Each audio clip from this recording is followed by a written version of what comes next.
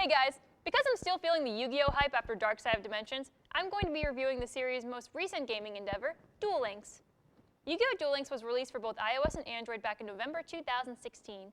It puts the popular game of duel monsters right on your smartphone as you enter Duel World and battle against legendary duelists, NPCs, and other players to become the Duel World champion. Along the way, you'll complete stage missions, gain experience points, and trade cards so you can improve your deck over time. The game kind of has a Battle City vibe to it, as there's plenty of room to explore and find opponents, be it at the gate, the PvP arena, or even outside the shop or card studio. The gameplay is very simple, as you swipe your finger to draw cards and summon or attack with monsters, or set trap or spell cards by tapping them. When you first start the game, you're immediately thrown into a tutorial, which is great for players like me who have never actually played the card game. In fact, this game is actually pretty helpful in teaching people how to play Yu-Gi-Oh! The game walks you through new skills as you level up, be it through quizzes at the duel school or by simply tapping a card to see what it does and how to use it. As far as graphics, the duels have a basic setup, but throughout the game is a bright, vibrant world that's well lit. The characters are drawn similarly to how they are in the manga.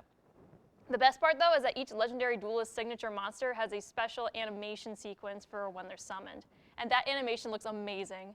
Those animations are completely separate from the rest of the game, with their own unique art style that take me back to the original anime.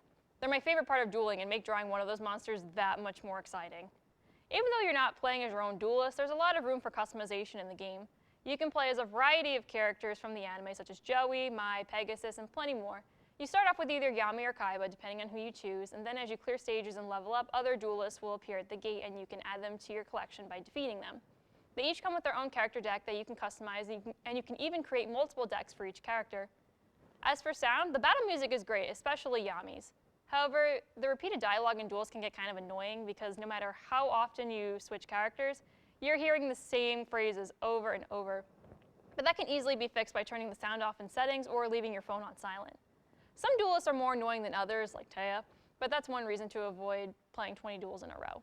I love how they got the anime voice actors back, though. They sound great, as always.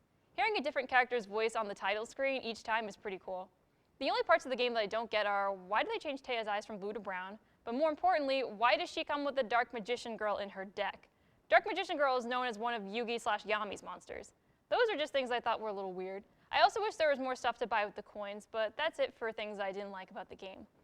Overall, this is a pretty good game. Whether or not you actually play the card game, for any Yu-Gi-Oh fan, it's worth checking out.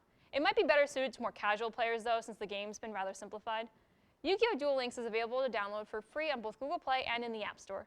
Alright, I'll stop talking about Yu-Gi-Oh! Now, but keep tuning in to find out what I'll be reviewing next. Later, Save Pointers!